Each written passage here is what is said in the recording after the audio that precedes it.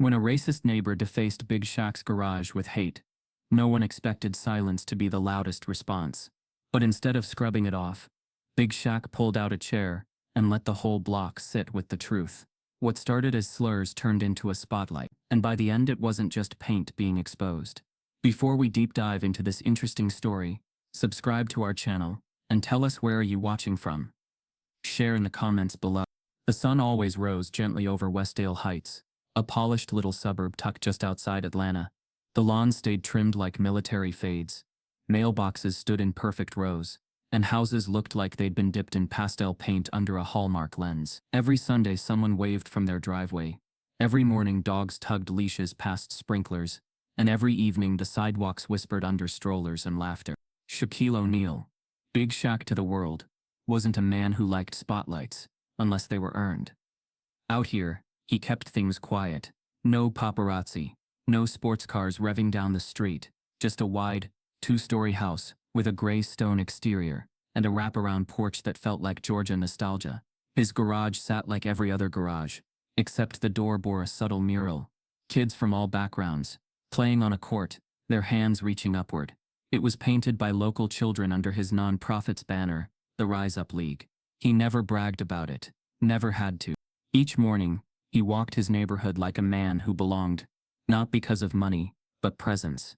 He remembered names, asked about kids by name. He helped Miss Heller down the road with her groceries every Friday like clockwork. Miss Bowen, the retired math teacher with the limp, always found his walkway mysteriously shoveled after a snow. He never asked who did it. He knew. And Shaq? He didn't care if they ever said thank you. That wasn't the point. Kids adored him. Not because he was famous, but because he listened. He'd let them race up the driveway on their bikes, toss footballs in the yard, or play one-on-one until dusk rolled in. He gave away backpacks every fall, filled with supplies no parent had to buy. He left envelopes at the local corner store to cover groceries for families in need. No hashtags, no press, just him. Just good. To most in Westdale Heights, Shaq was the warm current under their picture-perfect life. But to some he was something else entirely, an interruption to their carefully preserved illusion. They didn't say it, didn't need to. It echoed in their silence, in the way their dogs barked a little longer when he passed, in the way they nodded but didn't wave, in the long glances when his daughter visited. He'd always felt it. The tightness in the air when he walked by certain houses. The stiffness in smiles that didn't quite reach the eyes. You couldn't prove a cold shoulder. You could only feel it. One Tuesday morning, he found a child's drawing resting on the welcome mat. It wasn't unusual. Kids often left notes or sketches. He encouraged them. But this one was different. It was drawn in crayon, scribbled with intensity. A figure tall and wide, standing beside a red X. Above it, clumsily spelled words. You're not from here. No name, no return address. Just a child's truth scrawled out in wax. He picked it up, held it in his hand, and sat with it for a long while. He didn't show it to anyone. Not Mara, not Lucille when she called that night, not his assistant who came by later to drop off paperwork. He slipped it between the pages of an old photo album. He didn't want the drawing to live on the news or the internet. He wanted it to live in him, to remind him. Sometimes, he thought, hate doesn't shout, it whispers in crayon. That weekend he hosted a small block event, burgers, a bounce house, music low enough not to disturb but loud enough to bring people out. They came, most of them. The kids swarmed like they always did. But Shaq noticed something. 3 houses stayed dark. Curtains didn't move. One garage never opened. Wendell Granger's house sat across the street, same as it had for 20 years. The man was ex-military, silver buzz cut, flag always lit. Shaq had never heard Wendell speak more than 10 words. They shared a silent understanding. A nod here, a glance there. But Shaq never got the feeling Wendell wanted him on this street. Still, the man never gave him a reason to press it. Shaq let the suspicion simmer, but didn't stir it. Not yet. That night, the crayon drawing found its way back into his thoughts. He replayed the moment he'd seen it on the mat. It wasn't the words that hit hardest. It was the fact that a child somewhere in that neighborhood believed them. Not because they were evil, but because someone taught them, passed it like a dinner roll at the table. He thought about how racism wasn't always loud. It didn't need tiki torches or burning crosses anymore. It could exist in pristine houses, carried in whispers, codes, glances, in HOAs that gently reminded him about noise ordinances when music played past 8, or letters left unsigned warning about property values. Shaq never wanted to believe it about this neighborhood. Not here. Not in Westdale Heights where everything seemed so advanced. But sometimes the cleaner the surface, the deeper the rot beneath it. By Wednesday things felt normal again. Too normal. At the local grocery store, a checker named Fallon gave him a free pie with a smile that didn't touch her eyes. A neighbor jogged past without the usual wave. And a new family moved in down the block. Blonde, crisp polo shirts. A flag already flying. They didn't make eye contact when he waved. Just kept unpacking. He wasn't imagining it. Still, he told himself to stay grounded. He wasn't going to judge the whole neighborhood by the actions of a few. That wasn't who he was. But something inside him shifted. A quiet awareness that kindness, no matter how consistent, wouldn't always dissolve fear. That presence, no matter how peaceful, wouldn't always erase urges. He kept doing what he always did. He shoveled driveways, left gift cards in mailboxes, checked in on seniors. But now, every time he did it, he watched their eyes a little more closely. Not to find fault, but to understand where the masks ended and the truth began. That Friday, a neighborhood kid named Dalton, freckled, no older than 9, stood outside Shaq's house staring at the garage mural. The boy asked, "Did you paint that because people don't want us to play together?" Shaq paused. He knelt down and said, "I painted it because we already do, and that's what scares them." Dalton thought about it, nodded, then ran off to shoot hoops with 2 other kids already waiting at the curb. Shaq stood and looked back at his house. At the mural, at the block, at the 3 houses where curtains still didn't move. The air felt heavy that day, like something was waiting just beyond the weekend. He didn't know it yet, but the next sunrise would paint his world in a different kind of red. The air was crisp that morning, the kind of still that only came before something cracked. Birds chirped from trees that lined the sidewalks like well-placed stage props, the sky yawning open in that hazy orange-blue the suburbs wear so well. Shaq stepped onto his porch with a thermos of black coffee and the easy stretch of a man who had earned his peace. The muggy Georgia summer had given way to a cooler front, and he welcomed it, leaning on the rail and taking in the morning like it was something sacred. There was nothing rushed about his ritual. Wake up. Coffee. Check on the sunrise. Repeat. He always said, how you start your day decides what it becomes. But today, that rhythm stopped cold before the second sip. He saw it before he registered it. Giant letters in jagged strokes across his garage door. Red spray paint. Angry, dripping, loud. Letters that looked like they were carved into the very surface of his life. The words hit harder than the cold. Go back to Africa. For a second he didn't move. Didn't even breathe. The mug stayed suspended near his lips, as if his whole body froze to protect him from what his eyes were seeing. It wasn't the first time in his life he'd seen that phrase. It wasn't new, but seeing it now on his home, in his neighborhood, in his supposed sanctuary, it cut deeper. He walked down the steps slowly. The lawn was still wet with dew, the earth soft under his slippers. He moved without panic, no shouts, no calls, just motion. When he reached the garage door, he stood in front of it like someone paying respects to a fallen friend. And then he did something no one expected. He didn't touch it. He didn't scrub it. He didn't dial 911. He didn't run inside to check the security feed. He just grabbed the folding lawn chair from beside the porch, pulled it out to the driveway, sat down facing the words, and sipped his coffee. His neighbors started trickling out. One by one. Slowly. Carefully. Windows slid open like eyelids waking up to a nightmare. Cars reversed from driveways a little faster than usual. A jogger paused her stride, turned around before she got too close. A paperboy dropped the news 2 houses down instead of riding the full loop like he normally did. A delivery van slowed in front of the house, paused, then drove off without even opening the passenger door. Shaq didn't flinch. He just sat there, let it burn. He watched them watching him, saw the tension in their shoulders, the way eyes shifted from him to the door, then back again. Some neighbors lingered behind their hedges, whispering into phones, maybe reporting it, maybe gossiping. He couldn't tell and didn't care. The words had already done their damage. But now, they were doing something else. Exposing. The slurs didn't embarrass Shaq. He'd grown up with that brand of hatred. What embarrassed him was the silence. Around noon, a woman named Carly, who lived 2 doors down, approached. She wore yoga pants and oversized sunglasses, holding a store-bought pie like it was a peace offering. I saw it, and I thought maybe you could use something sweet. He looked at her, then at the pie. Do you know who did it? She asked, barely above a whisper. Nope, he said. Well, I'm sure it wasn't anyone from the block. I mean, that's not who we are here. He didn't respond, just nodded once and kept sipping. She left the pie on the porch and retreated quickly, guilt clinging to her like perfume. He knew what she meant. That's not who we are. It's the kind of thing people say when they don't want to look too closely. It's easier to pretend hate comes from outside, from strangers, from someone passing through.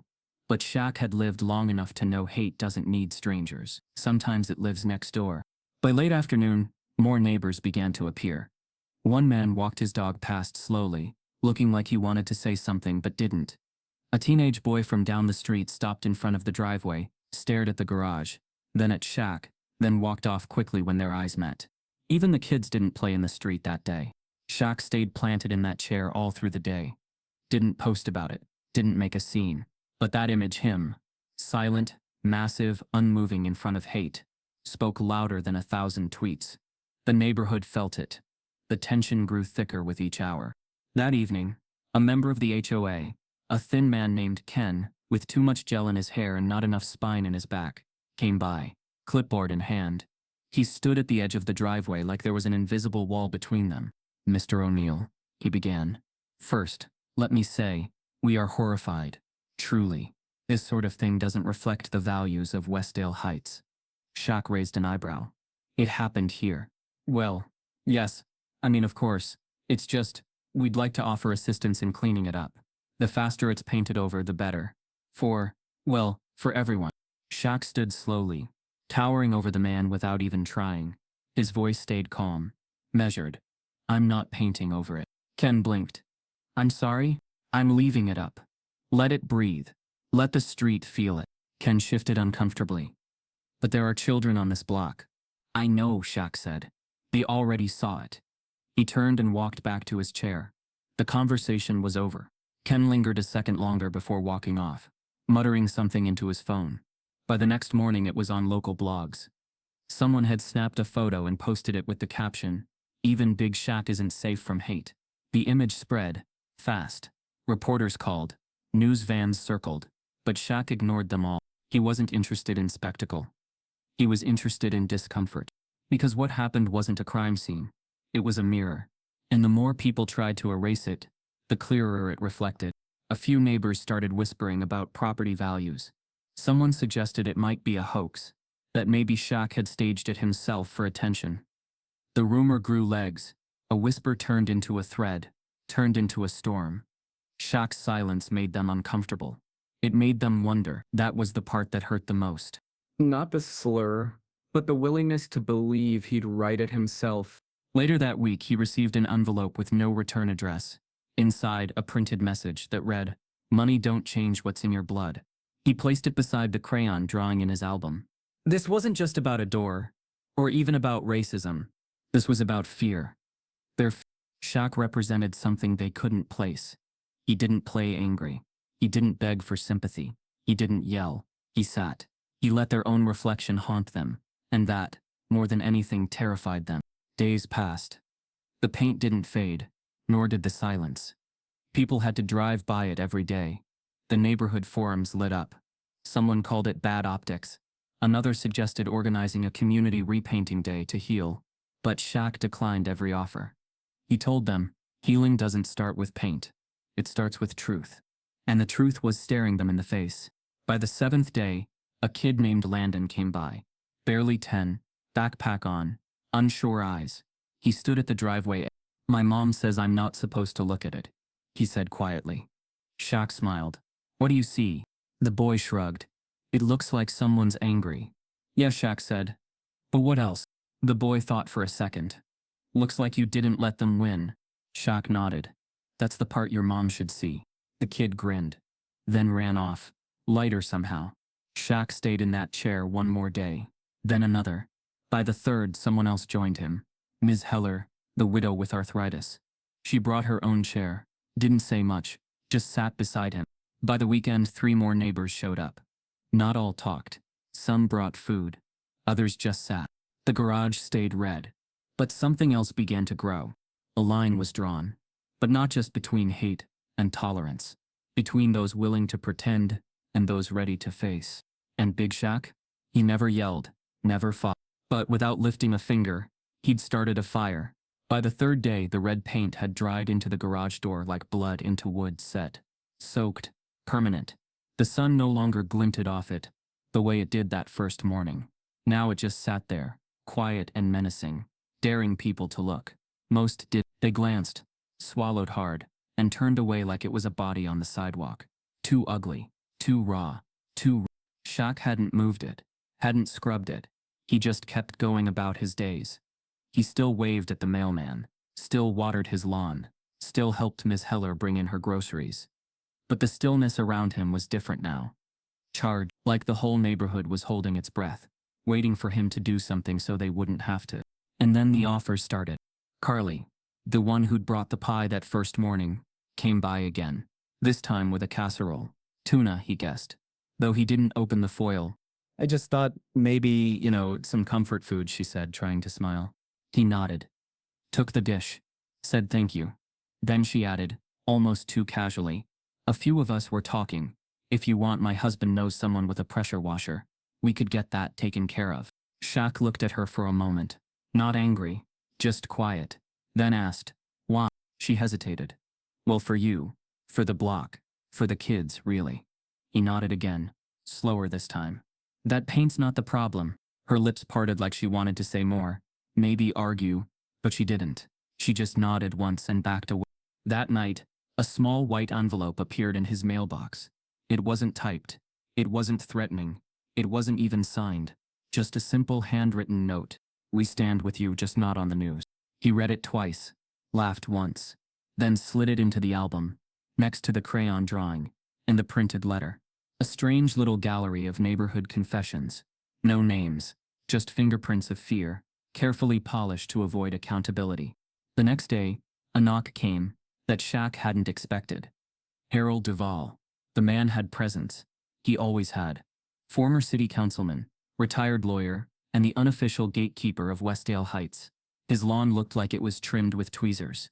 His dog wore matching raincoats, and his fence was exactly regulation height. Mr. O'Neal, Harold said, tipping his sun hat with a measured smile. Harold, you got a minute? Shaq stepped aside. Harold didn't enter, just hovered. I'll get to the point, he said. There's some concern about the door. Yeah, Shaq said flat. Listen, no one's minimizing what happened. It's awful. Shameful. But I've had a few parents reach out. Concerned about their kids seeing those words every day. Asking questions they're not ready for. Shaq folded his arms. Maybe they should be ready. Harold's smile cracked. Look, all I'm saying is, the HOA has guidelines. Section 42 on exterior conditions. Technically, the graffiti falls under defacement. And while we understand the situation, we do have to think of the broader community. Shaq let that sit in the air for a long beat. So it's not the racism that bothers you. It's the reminder of it. I wouldn't put it like that. No, you wouldn't. Harold cleared his throat. I'm trying to be reasonable here. We can cover the cost of repainting. Quietly. No press. No fuss. Shaq shook his head. The fuss is the point. That was the end of that conversation. Later that week, a local news crew showed up. Someone had tipped them off. The story was already spreading online. Photos, commentary, theories. But Shaq hadn't said a word publicly. He didn't need to. The garage spoke loud enough. The reporter, young and sharp, approached him while he was watering the hydrangeas. Mr. O'Neal, can we get a quick statement? He looked her dead in the eye. Nope. Not even a quote for context? Context, he said slowly, is what you get when you sit in it. That's what I'm doing. Let them sit in it. She tried again, pressing lightly. But he turned his back and walked away. That night, his security cameras picked up new movement. Not paint, not vandalism, just faces. Faces in windows. Watching. Lights clicked on when he passed. Curtains shifted when he stepped onto his porch. Eyes followed him like he was an intruder in his own story. But no one said anything. They didn't want a solution. They wanted the problem to go back to being invisible. A few neighbors started walking different routes. Some skipped their usual evening jogs. The chat forums buzzed with comments. We should move past this. This isn't productive. Why does he have to make it a show? One comment stood out. He's intimidating people by keeping it up. Shaq read it 3 times. Intimidating. That's what they called it when a black man didn't flinch. When he refused to clean up after someone else's hate. A few days later, someone rang his bell and left quickly. By the time he reached the porch, they were gone. But they'd left behind a book. No note. Just a copy of letter from Birmingham jail under a small rock. He picked it up, turned it over in his hands, and smiled. That one he kept inside. That weekend, a barbecue was hosted 2 blocks over. It wasn't publicized to him, but he heard about it from one of the kids he mentored. The entire block had been invited, except him. Photos popped up on social media. Smiles, sun hats, unity banners. But no one tagged him. No one mentioned the paint. No one said his name. They wanted harmony, not justice. Optics, not truth. Because justice meant accountability. And accountability meant someone here, someone in one of these perfect little houses, had to be guilty. And nobody wanted that. Shaq stood at his own driveway that Sunday. The grill quiet, the lawn empty, just him and the door, and the weight of understanding. They weren't hoping to help. They were hoping he'd let it go. One neighbor, a soft-spoken guy named Tom, who coached Little League, finally came by that evening. Just wanted to say, "We support you," Tom said. "We're all upset. We really are. But maybe there's a better way to heal." Shaq didn't answer right away. Just asked, "How would you heal from this, Tom?" Tom hesitated. "Well, I'd probably try to move forward. Forgive. You know." Shaq nodded. "I've already forgiven. Doesn't mean I have to forget." Tom stood there a moment longer, then gave a quick nod and walked off. Shaq went back to his porch. Sat, the red paint behind him, glowing in the dusk like fresh fire. He understood now. People weren't choosing sides between right and wrong. They were choosing comfort. And comfort, in this neighborhood, was color-coded. That's when he heard the soft scuff of sneakers across concrete. He stepped outside just in time to see a small figure darting back across the street, fast, light, and unmistakably young. A child. She wore a green hoodie with a unicorn patch on the back, her blonde hair tied in a crooked ponytail. It was Wendell's granddaughter, Emily. She dropped something on his porch. He crossed the yard expecting a flower, maybe a thank you note. Instead, he found a folded sheet of paper, slightly wrinkled and drawn on in crayon. When he opened it, his hands froze. The image was simple, childlike. A big figure, tall and blocky, stood in front of a gray square, spraying red lines from a can onto a garage. Behind him stood a smaller figure, with hair like Emily's, watching. And the tall man had Wendell's unmistakable posture, that broad chest, the flat top head, the army-style boots, even a medal on his chest.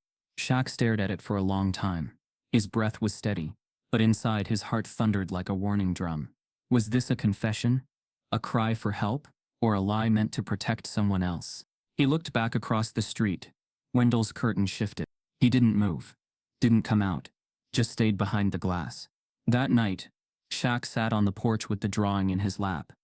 The neighborhood had gone still. The wind rustled the leaves.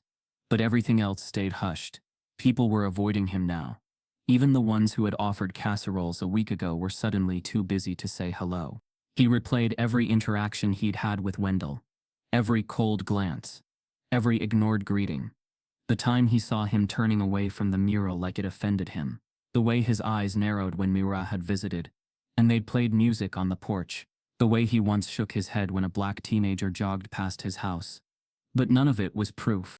That was the thing about quiet racism. It didn't need to leave evidence. It survived on doubt. On the benefit of the doubt, to be exact. And that's what made the drawing so dangerous.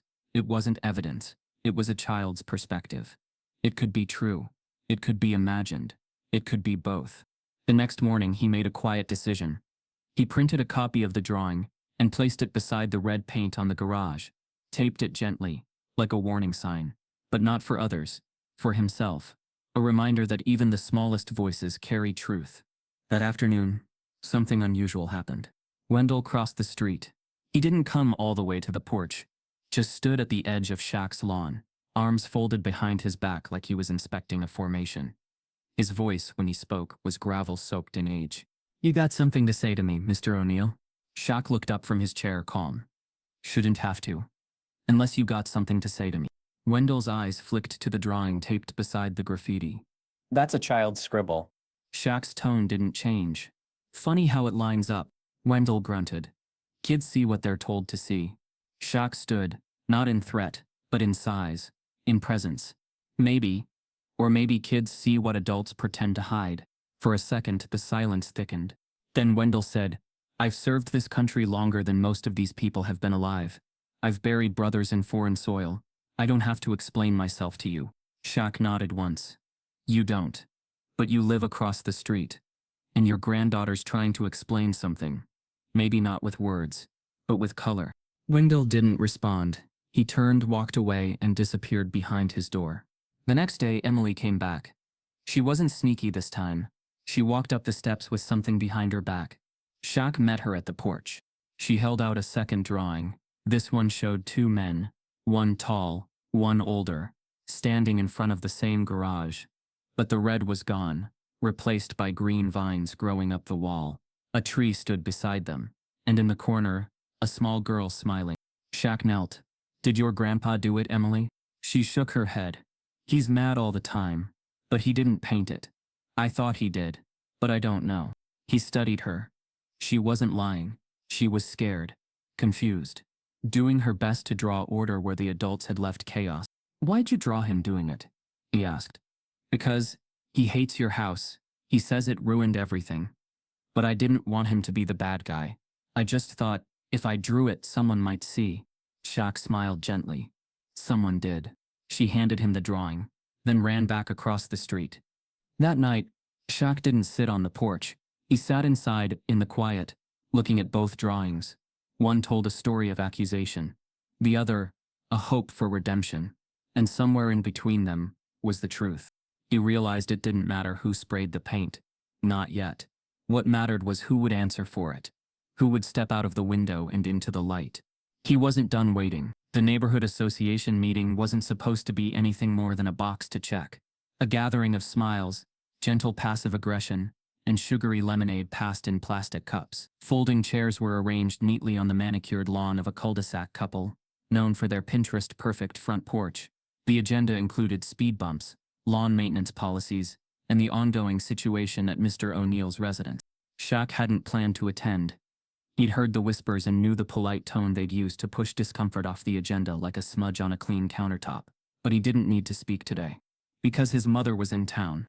Lucille O'Neal had arrived the night before, suitcase in hand, and steel in her eyes. She hugged him hard at the door, held his face for a long time, and didn't ask a single question about the red words on the garage. She just stared at them, and nodded once, as if confirming something she already knew. Now she stood in the shade of a wide-brimmed straw hat, shoulders back, spine straight, wearing a dress the color of bourbon. At 72, Lucille carried herself with the kind of gravity only a woman who'd seen the unthinkable and endured the unforgettable could possess. People didn't know her yet, but they were about to. The meeting started light, even cheerful. The chairwoman, a middle-aged woman named Judy, with pearls and controlled tension in her voice, welcomed everyone and passed around an agenda with a smile that never fully met her eyes. When it came to Shaq's situation, the graffiti, the neighborhood's discomfort, the HOA's aesthetic concerns, Judy cleared her throat and introduced the topic carefully. As many of you know, recent events have brought complicated feelings to the forefront. We believe in unity here at Westdale Heights. But visual reminders of trauma can be triggering, especially for children. Lucille stood. She hadn't signed up to speak. She didn't raise her hand or wait to be recognized. She simply rose, and when she did, every chair turned like it had been pulled by gravity. Even Judy paused, holding her breath like someone unsure if they were witnessing a disruption or a reckoning. Lucille didn't clear her throat, didn't fumble or apologize. She took 2 slow steps forward and stood near the edge of the porch, where the late afternoon light cast her in sharp silhouette. My name is Lucille O'Neal, she said, voice steady and strong. Some of you know my son as a basketball player. Some know him as a neighbor. But before all that, I knew him as a boy, a black boy in a world that didn't always want him. The wind shifted slightly, as if even the air knew to hush. I was born in Birmingham, 1951. My daddy worked at the steel mill, and my mama ironed white women's blouses for $1 a basket. We lived 5 blocks from the 16th Street Baptist Church. You might have read about it in a history book. 4 girls were killed there, blown up on a Sunday morning in their church clothes. I was 12. Her words settled over the lawn like dusk. I remember my father's face when he came home that night. It wasn't just grief. It was shame. Rage he couldn't use. Because in those days, there was no one to hear us. No porch we could speak from that wasn't watched. No meeting where we could say the pain out loud and not be told to tone it down for the children. She paused. Let them feel that. And now here we are. 60 years later, and my son's garage has been painted with the same kind of hate that burned that church. You want to erase the words. I understand. They're ugly. But you can't paint over history just because it makes you nervous. The silence grew heavier. No one dared shift in their chair. My son sat outside with that paint behind him, not because he wanted attention, but because he's been taught that silence protects no one. Not anymore. And now, some of you think it's time to move on. For the children, you say. She looked slowly around at the faces in the crowd. Some dropped their eyes. Let me tell you something about children. They know. They always know. I was a child when they bombed that church, and I never forgot. But I also remember the people who spoke, who didn't flinch, who told the truth even when it was inconvenient. Her voice softened, but it never lost its strength. I've seen what silence does. I've seen what pretending does. And I've seen what courage looks like. And I came here today to remind you.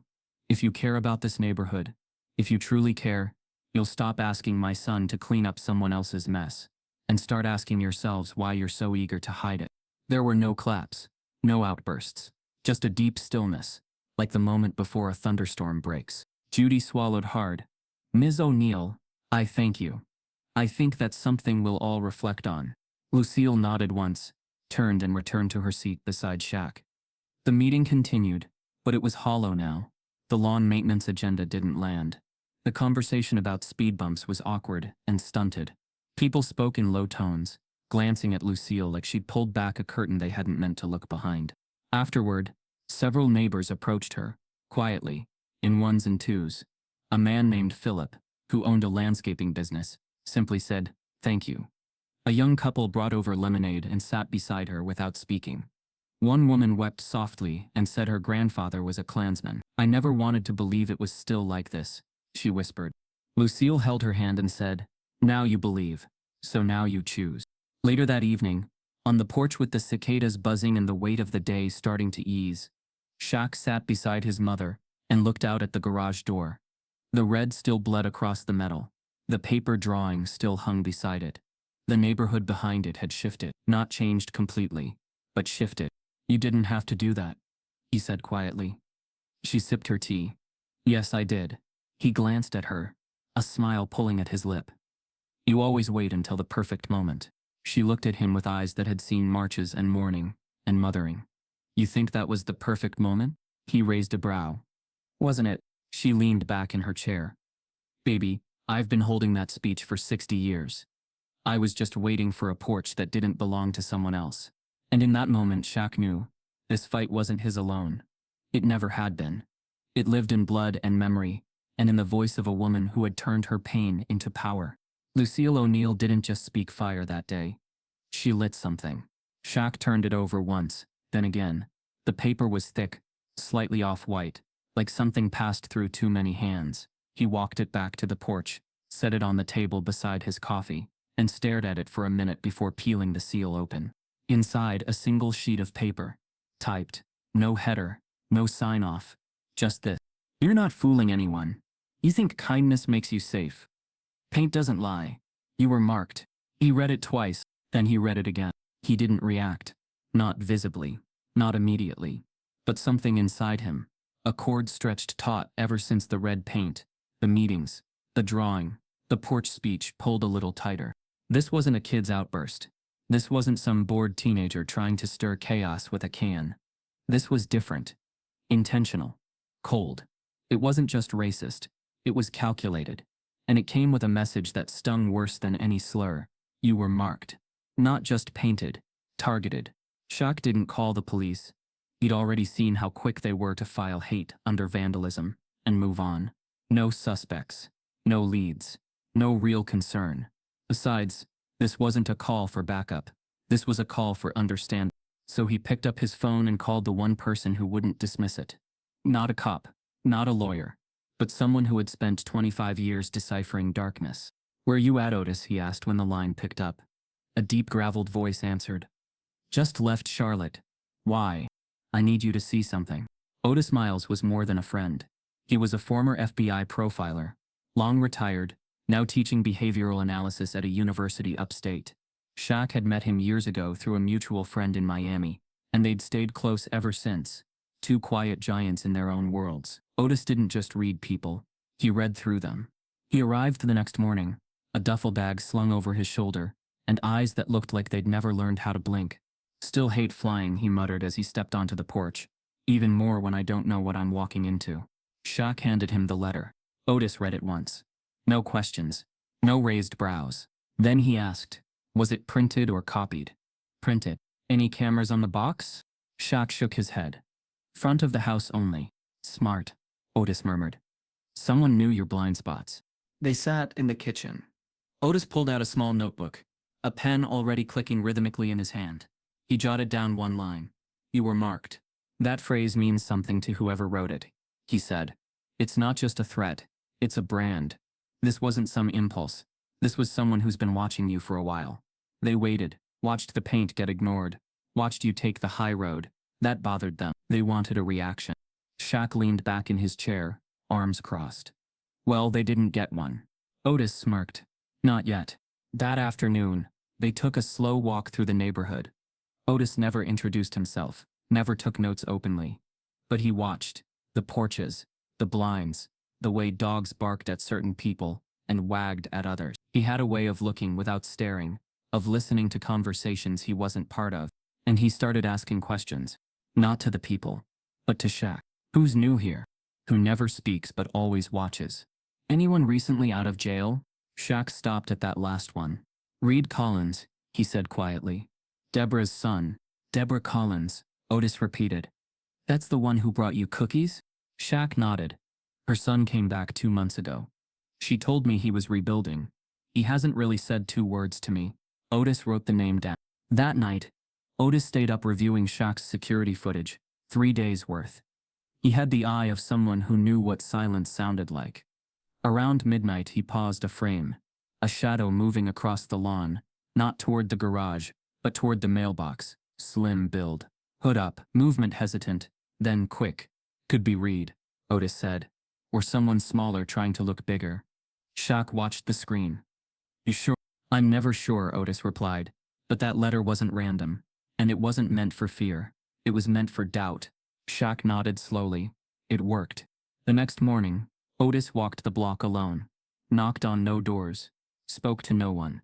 But when he came back, he handed Shaq a folded list of 5 names.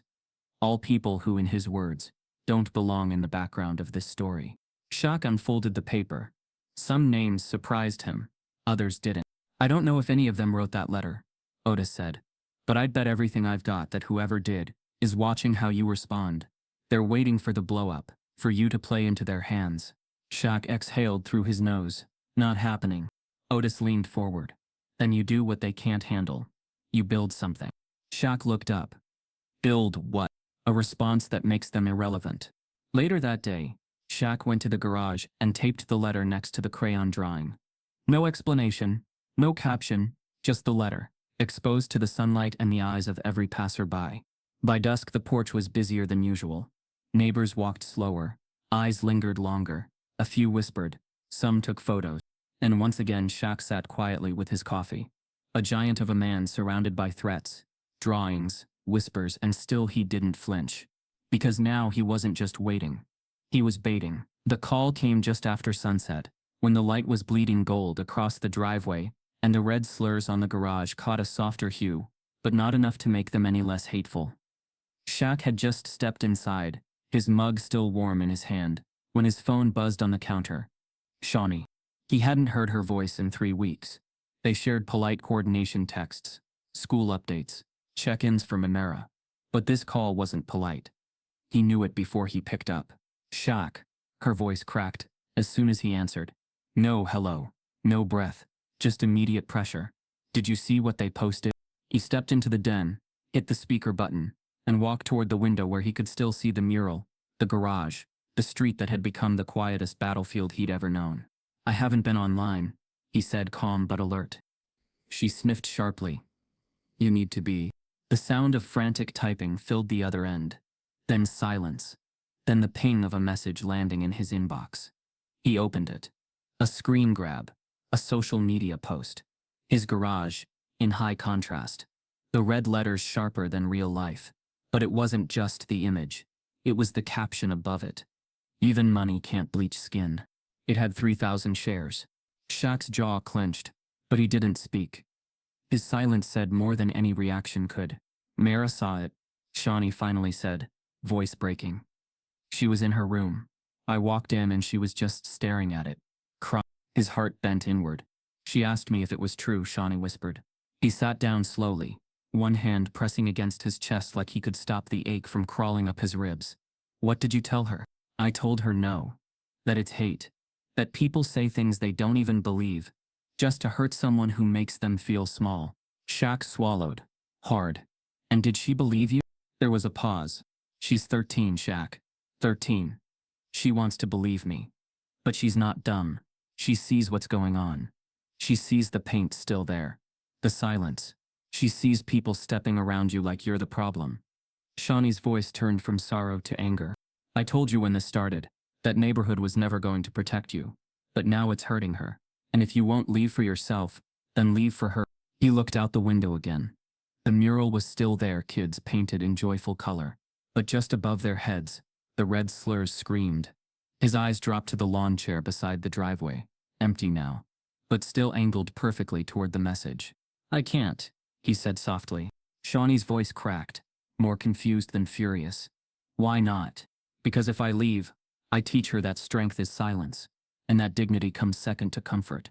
He stood, walked slowly back toward the front door, and stepped onto the porch.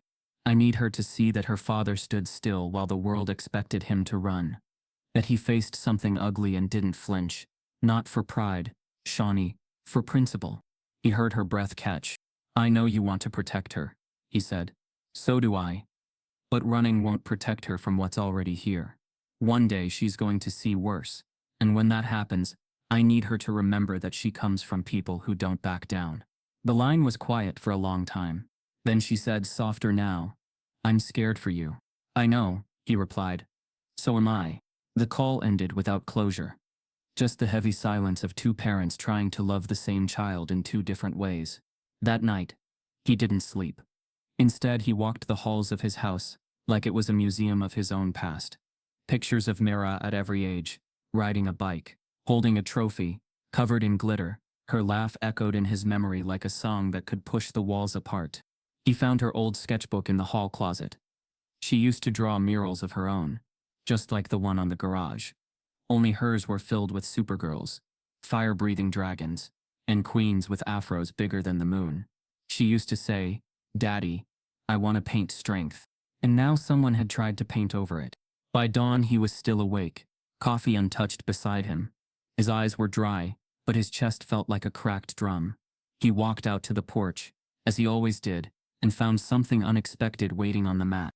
A letter, folded neatly. Small handwriting, on the front. To Dad. His hands trembled slightly as he opened it.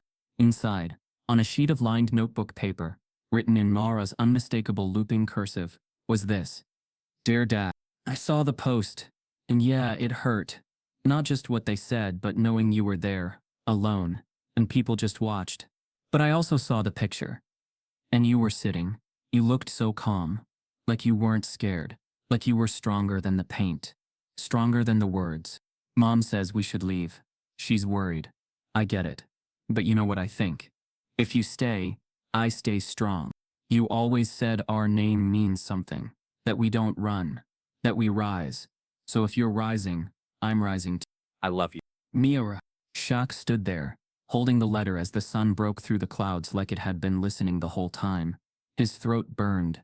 His eyes finally gave in. And for the first time in weeks, he let himself cry. But they weren't tears of defeat. They were fuel. He taped her letter next to the others on the garage. The crayon drawing. The poison note, the typed threat, and now, her words, pure, defiant, unshakable. He added one more fold-up chair beside his. Not for a neighbor. For her. The words landed sharp. Shaq narrowed his eyes. She continued. Steady now. This neighborhood, Westdale Heights, it was built a certain way. It's not just houses and fences. It's tradition. It's structure. It's people who understand the boundaries. He said nothing. She went on. When you moved in, we all smiled. Of course we did. Who wouldn't want a celebrity in the neighborhood? And at first, you were polite. You were quiet. You made no waves. But then came the mural, the kids, the barbecues, the headlines. And suddenly, your presence became a statement. Shaq's voice didn't rise. I am a statement. I'm a black man who bought his way into a space he wasn't meant to access. Deborah gave a thin smile. Exactly. Then she leaned in, resting her elbows gently on the table. I didn't tell Reed to hurt you. I'm not cruel, but I told him something. Something I never thought he'd act on. Shaq waited. I told him this neighborhood isn't for everyone. That making too much noise would force people's hands. That we had to protect the order. That someone needed to send a message before it got worse. Her eyes stayed locked on his. I didn't spray the paint, she said. But I opened the can. Shaq stared at her. You do all that, he said slowly. And still bring me cookies. She nodded once. No shame. Because I don't hate you. I don't even dislike you. But I fear what your presence does to this place. What it invites. It starts with murals. Then protests. Then change. She said the last word like it tasted bitter. Shaq took a long breath. Stepped back from the table. You're right, he said. It starts with murals. But it ends with truth. He turned and walked out. Not because he was done, but because she already was. When he got home, Otis looked up from his chair. Shaq nodded once. It was her. Otis didn't flinch. You going public? Shaq shook his head. Not yet. Otis folded the notebook. That's restraint.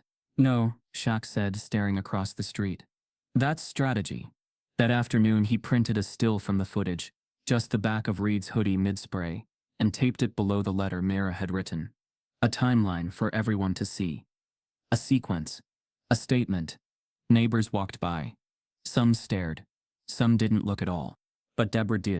She stood across the street for nearly 10 minutes, watering her front bushes, that didn't need water, staring at the image, like it was going to blink. It didn't. It stared back. Shaq knew now that the enemy wasn't rage. Rage was easy. Predictable. The real enemy was quiet control. Smiles with agendas. Cookies with warnings baked in. But this wasn't the end of the message. It was the beginning of his response. He was throwing a party. Underneath it. Shaq called it a neighborhood Sunday. No flyers. No invites. Just word of mouth and the kind of bold hospitality that dared people to ignore it. A long table had been set with aluminum trays, full of pulled pork, brisket, mac and cheese, baked beans, corn muffins, watermelon slices, and pitchers of lemonade, sweating in the sun.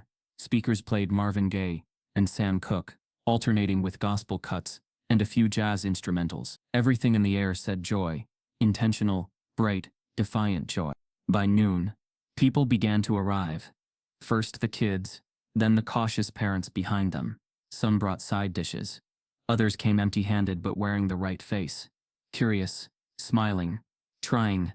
They lined up for food, nodded hellos, complimented the ribs, and above it all, behind every laugh, every polite nod, that garage still stood like a judge. The red letters faded, but legible. Shaq moved through the crowd, like a gentle tide, laughing with the kids, hugging the elders, asking neighbors how their mothers were doing, how the school year had gone, whether the new roof installation had worked out. He didn't mention the paint, not once, but everyone saw it. Deborah Collins arrived around 1:15. She wore a bright blouse, oversized sunglasses, and brought a peach cobbler she claimed was just something she whipped up. Shaq greeted her with the same warmth he gave to everyone else. Not a flicker of tension in his eyes, but she knew. The whole time she kept glancing at the garage, at the photo still taped beside it, the blurry image of her son mid-spray, at the letter her neighbor's daughter had written, at the lineup of quiet evidence building like a silent sermon. Otis stood near the corner, quiet and still, watching everything unfold. By 2 a.m. Shaq stepped up onto a low platform near the garage. A simple plank stage built earlier that morning. Someone handed him a mic.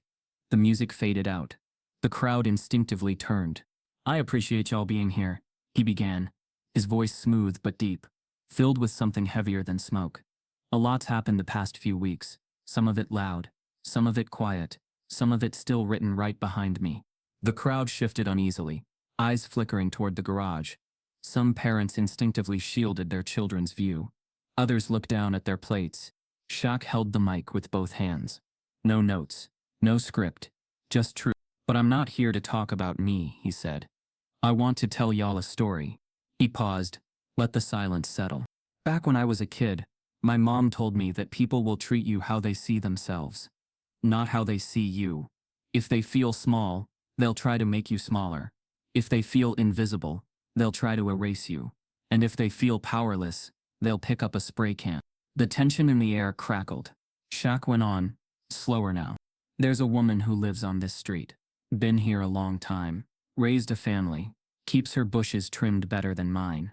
Brings cookies when things look messy. She believes in structure, in order, in the kind of quiet that makes folks feel safe. But safe don't always mean fair." A few people looked toward Deborah, but Shaq never turned her way. "She told her son that the neighborhood wasn't for people like me, that we make too much noise, that we invite change, and maybe she thought that message would stay behind her door. But messages don't do that. They get passed like dinner plates, and sometimes they come back sprayed across someone's home." Deborah stood frozen near the buffet table, a plate of ribs untouched in her hand, her lips pressed tight, the sunglasses suddenly too big for her face. She shifted on her feet, as if trying to vanish into the lawn. Shaq continued, eyes still on the crowd, not on her. "I'm not here to shame anyone. I'm here to shine something brighter than guilt. Truth. Because truth's the only thing that sticks longer than paint. And the truth is, this block ain't about fences and rules and polite silence. It's about what we do when the quiet ain't enough anymore." The crowd was still. No forks clinked. No babies cried. Shaq looked around slowly. "Some of y'all brought food. Some of y'all brought silence. Some of y'all brought side eyes. And that's fine. But now that you've all eaten at my table, now that you've stood under these words with your kids beside you, you decide what comes next." He handed off the mic and stepped down. The music resumed, but softer this time. The rhythm had changed. Deborah left 20 minutes later, the peach cobbler still sitting untouched on the table. She didn't say goodbye. That night, long after the last plate was thrown out, and the sun tucked behind the horizon, Shaq sat back on his porch. Otis joined him, holding a glass of sweet tea, eyes steady on the empty driveway. "You never said her name," Otis said. "Didn't need to," Shaq replied. "They already know." Otis nodded. That's the kind of message that don't need ink. Across the street, a single light flicked on in Deborah's house. A shadow crossed behind the curtain. A figure pacing. The guilt had landed, and Shaq hadn't even lifted a finger. Deborah Collins had gone live. Shaq didn't see it first. It was Otis who called him. One word. One sentence. "Turn on Facebook." By the time Shaq clicked the link, over 200 people were already watching. 30 shares. Comments climbing fast. Deborah sat in a worn blue cardigan. Her hair, usually curled and neat, was loose around her shoulders. Her glasses fogged. A box of tissues sat to her left. Behind her on the wall, a crucifix tilted ever so slightly. A small crooked symbol of the weight hanging in the room. Her voice was already in motion, soft but cracked with age, and something deeper. Regret? Fear? It was hard to tell at first. "I wasn't gonna say anything. I wasn't. I thought it would just pass. I thought people would forget." She paused. Her hands trembled. "But it hasn't passed. It's just stuck, like red on white." She glanced off screen, swallowed hard. "My son did it. Read. I told him to. I didn't tell him to use hate. I didn't say what to write. But I told him we needed to send a message, that the neighborhood was losing itself, that someone needed to draw the line." The comments started flying. "Wait, what? Is she serious? This is the same woman who brought food to the cookout." Shaq leaned forward. His pulse didn't race. It slowed. The kind of stillness that comes when you already know the truth, but now it's being said out loud. Deborah sniffed, reached for a tissue. "I've lived here 32 years. watched the block change, watched the culture shift. And it wasn't that I hated him, Shaquille. I don't. But I hated what he represented, what he brought. The attention, the conversations, the pressure to face things we weren't ready to face. She looked into the lens again, eyes red but clear now. But it wasn't just me. The camera shook slightly as she adjusted it. Her breathing grew uneven, but she pushed forward. There's a Facebook group. Private, started years ago. It's called Westdale Families First. On the surface, it's about community events, safety alerts, lost pets. But there's another side. A side you don't see unless you've been there long enough, trusted enough. A pause. It's where the coded talk lives. Not slurs. They're smarter than that. They use phrases like protecting heritage, preserving character, keeping tradition intact. But we all knew what it meant. Her hands folded in front of her, knuckles white. We shared posts when new families moved in. We tracked rental properties. We flagged names that didn't match the community vibe. And when Shaquille moved in, the threads lit up. There were warnings, jokes, talk about who would put the first crack in the shield. And she faltered. I posted. I liked. I agreed. I encouraged. She closed her eyes. When the paint showed up, no one in the group asked who did it. They thanked whoever did, in their way. Maybe now things will go back to normal. That's what one woman said. The comments beneath the video were exploding now. This is bigger than one garage. Expose the group. Names. Give us names. Deborah looked back at the screen. Her tone shifted, firmer, like confession had become declaration. It was easy to pretend we weren't part of it, that our smiles were real, that the community cookouts and holiday lights meant we were all getting along, but underneath it, we were always trying to hold on to something. And that something wasn't peace, it was power. She sighed. I know this won't fix anything. I know I'm probably going to lose every friend I've had for 3 decades. But if even one of them is watching now, I want you to know you can't hide behind politeness anymore. Not when you've weaponized it. Shaq exhaled. Slow. Deep. This was bigger than spray paint. Bigger than suspicion. Bigger than one woman with a guilty conscience. This was systemic exposure. And it was unraveling. Not in a courtroom, not on CNN, but in a kitchen, with a cell phone propped on a can of soup. The next morning, the block was different. News spread fast. Not from reporters, though they showed up too, but from within. Screenshots flooded community threads. Links to the video went viral in private group chats. A few tried to deny it. A few left the HOA chat entirely. Some neighbors deleted their profiles overnight. And then came the confirmations. Otis found the group. Westdale Families First. Still locked, still technically private, but the description had already changed. Now it read, "This group is under administrative review." Shaq received 2 anonymous messages by noon. One said, "We didn't all agree with her." The other said, "Tell him to move. This will only get worse." But he didn't move. Instead, he printed a new sheet of paper and taped it to the garage. A quote from the video. "We weren't preserving tradition. We were preserving control." Deborah Collins. He didn't write former neighbor. He didn't write confessed racist. He wrote her name like it belonged in the open. Because it did. That night, Mimera called. "I saw the video," she said. Voice quiet. Shaq didn't say anything. "Is it true?" she asked. He nodded, even though she couldn't see it. "Yeah, baby, it's true." She was silent for a beat. "Does it change anything?" He paused. "It changes everything," he said. "But that's the point." Then came her answer. "Good." Shaq smiled. The red paint still stained the garage. But beside it now, there was something louder. Not forgiveness. Not vengeance. Truth. And this time, it was undeniable. It started the way fireflies start a summer storm. Quiet, scattered, barely noticeable. A video reposted by a teacher in Austin. A clip highlighted on a morning news show. A thread on Twitter titled, "Shaq's garage is more honest than most political speeches." Within 72 hours, the story outgrew Westdale Heights. And by the end of the week, it had become something no one could shrink back from. The name Lucille O'Neal was trending not for basketball, not for endorsements, but for a garage, for red paint, for truth, and for what he did with it. The national headlines didn't all sound the same. Some called it a story of racial resilience. Others dubbed it a tale of suburban reckoning. But the ones that struck deepest simply said, he didn't clean it. He transformed it. The fallout came fast. First, the Facebook group. Westdale Families First, private, polite, and now infamous, was exposed. Screenshots flooded social media, not just from Deborah's confession, but from inside members who chose to walk away once the mask dropped. Phrases like keeping the block clean, heritage-minded neighbors, and code-friendly families were stripped of their coded politeness and laid bare. And with exposure came consequences. The HOA president resigned 2 days later. The statement, posted on the neighborhood's portal, read like an apology wrapped in insulation. While I never directly participated in the hateful dialogue, I recognize my silence contributed to a harmful atmosphere. I step aside in hopes that new leadership will rebuild trust. He was replaced by a young black father named Jerome, who'd moved in 2 years ago and hadn't been invited to a single HOA social since. Then came the school board's reaction. Shaq didn't ask for it, didn't campaign, but the district couldn't ignore the emails and calls from parents, educators, and activists. The board voted unanimously to implement racial equity and bias training across all public schools in the region. The superintendent made a statement at a press conference.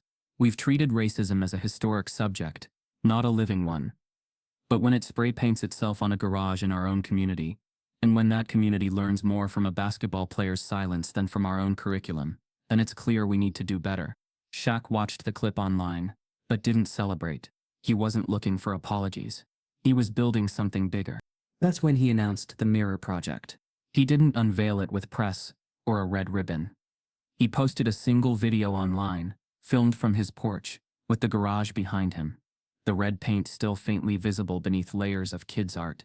Colors, symbols, letters, hope. In his deep, slow voice, Shaq explained what the Mirror Project would be. This is not a punishment. This is a reflection. A mirror, one every community can look into and decide what it wants to see staring back. The idea was deceptively simple. Every mural starts with a scar. Communities would nominate a mirror wall, a space where harm had happened, or where silence had spoken too loudly. Then children and young adults, from that same community, would be invited to paint it, transform it, reclaim it. But the art wasn't the end goal. It was just the first step. The second part of the program was immersive. Story circles. Small groups, no more than 12 at a time, sat together in sessions facilitated by trained moderators. No press, no recording, no names, just stories. Each person shared a moment they had witnessed or caused bias intentionally or not. The goal wasn't to confess, it was to confront. Some shared tears. Some shared defensiveness. Some didn't share at all. But the rooms kept filling. Word spread quickly. The first test sites launched in 3 nearby towns. Then a university invited the Mirror Project to their campus. Then a church in Minnesota. Then a housing authority in Sacramento. Shaq's team couldn't keep up with the demand. And then came the scholarships. He called them reversals. One scholarship for every hateful message, threat, or slur he'd received during the ordeal. He didn't post screenshots or call people out. He just counted, and for every one, he gave a student, any student from a marginalized background, a grant to chase something powerful: truth, art, justice, medicine, education. By the end of the first month, 53 students had been awarded full tuition scholarships. In his garage, it never got repainted. Instead, it became a living mural. Every weekend, a new layer added, a new set of brushes in kids' hands. One week, it was a phoenix. Another week, the words "speak even if your voice shakes." Sometimes it was messy. Sometimes it was breathtaking. Shaq never curated it. He just made space for it. Visitors started arriving, not in droves, not as tourists, but as learners. Teachers brought classes. College students showed up to take photos and leave behind sketches. A pastor left behind a handwritten note that read, "You taught me that healing isn't a whisper, it's a wall." One evening, as the sun folded down over Westdale Heights, Mara and her father stood side by side in front of the mural. She had just painted a small crown on the shoulder of a silhouette that looked suspiciously like her dad. He smiled. "That me?" She shrugged. "Could be. You think this is gonna last?" he asked. "The change?" She was quiet for a moment, then said, "If it doesn't, we'll just paint another wall." And that was the heart of it. Shaq hadn't tried to fix the neighborhood. He let it see itself. The Mirror Project wasn't about punishment. It didn't require perfect apologies or viral confessions. It asked only one thing: Don't flinch when the truth reflects back. Later that night, Otis sat on the porch, sipping iced tea, watching the last of the sun fall behind the mural. You know, he said, I've seen a lot of investigations in my life. But this one, it never needed a courtroom. Shaq looked out at the street, calm. It just needed a canvas. The sun came up slower now. Or maybe it just felt that way. The neighborhood breathed differently too. Not louder, not exactly softer, but with a kind of conscious breath that hadn't been there before. Like the street itself had learned to listen. Shaq still sat in the same lawn chair, that wide heavy-duty canvas seat that had held the weight of his silence for weeks. But now, when he sat there, people waved first. Some honked, some rolled down their windows and shouted things like, "Love the new piece," or "Keep holding it down, big man." He'd just nod. He didn't need a parade. He'd built something better. The garage door hadn't been replaced, scrubbed or polished. It still carried the memory of the slurs beneath it. You could see them, if you squinted hard enough. A flicker of red here, a jagged line poking out from under fresh blues and yellows. They weren't erased. They were absorbed. Every Saturday morning, kids still came to paint. Some brought their own brushes. Others came empty-handed and left stained with color. Parents set up folding tables on the curb with juice boxes and wet wipes. Music floated through the air, sometimes gospel, sometimes jazz, once in a while a Kendrick track, if the older kids took over the playlist. The mural changed constantly. It became a living story, layered, honest, unfiltered. Some weekends, it screamed in vibrant strokes. Other times, it whispered. But it never went silent again. This morning, a new message had gone up across the top. White paint over midnight blue, letters thick and slightly uneven. Love louder. Shaq hadn't asked for it. But he didn't have to. The message came from the movement, not the man. He leaned back in his chair, coffee in hand, letting the heat rise against his palm, while he watched two sisters paint gold stars above a field of hands reaching upward. A young boy crouched at the bottom corner, writing, "I have a voice," in bold orange. He nodded once, barely enough for anyone to notice. A few neighbors strolled past. They waved. Some lingered. A couple joined the painting. There was no schedule anymore. No approval process. Just paint and presence. People showed up when they wanted to show up. Not for optics, not for headlines, just because they finally understood that doing nothing was never neutral. Lucille visited that afternoon. She stepped out of the car with her wide hat tilted just right, holding a peach cobbler wrapped in a towel. She sat beside Shaq, her gaze fixed on the garage. "I see the red still there," she said, after a while. Shaq nodded. "It's part of the story now," she smiled. "You always did know how to turn pain into art." They watched in silence as a teenage girl filled in a patch of wall with the words, "Skin isn't sin." Lucille leaned back in her chair. "This neighborhood, it's never going to forget what happened here." That's the point, Shaq said. Later, when Lucille left, a middle-aged man stopped by. One of the HOA board's former members. He didn't say much, just handed Shaq a folded piece of paper and muttered, "I didn't speak up when I should have." Shaq opened it. Inside was a message written in tidy penmanship. "Silence helped build the wall, so now I'll help paint it." No name, just the words. That evening, Mara stood barefoot in the driveway, her hand on her hip, squinting at the mural. She tilted her head. "You think it's done?" Shaq smiled. "Art like this is never done." She walked over to the far right corner, where a blank patch remained. She pulled a marker from her pocket and wrote in bold, clean lines, "Neighbors before narratives." Then she stepped back and nodded in approval. As twilight softened the street, the colors of the mural glowed under porch lights, and the soft hum of passing headlights. One car slowed, and a young couple inside waved. Shaq waved back. Another car honked, then another. No shouts, no slurs, no threats, just horns, in rhythm, in respect. Otis called later that night. He'd seen a photo of the wall trending again. Another mural from another city had tagged the Mirror Project. "You started something you'll never be able to stop," he said. Shaq laughed. "That's the plan." Before bed, he took one last walk out to the garage. He ran his fingers along the grooves in the wood, still faintly textured beneath the coats of paint. He thought back to that morning months ago. The cold bite of the spray paint, the sting of silence, how he just sat there, letting the hate breathe, because it needed to be seen. He whispered to the night, to the air, to the past. "I left the hate up, so love would have something to outshine. And it had. If this story made you pause, don't look away. Look at your street, your silence, your circles. Change doesn't need a megaphone. It needs a mirror. Ask yourself what's painted on your walls, and who's watching you walk by it. Because the next mural might not start with a spray can. It might start with you.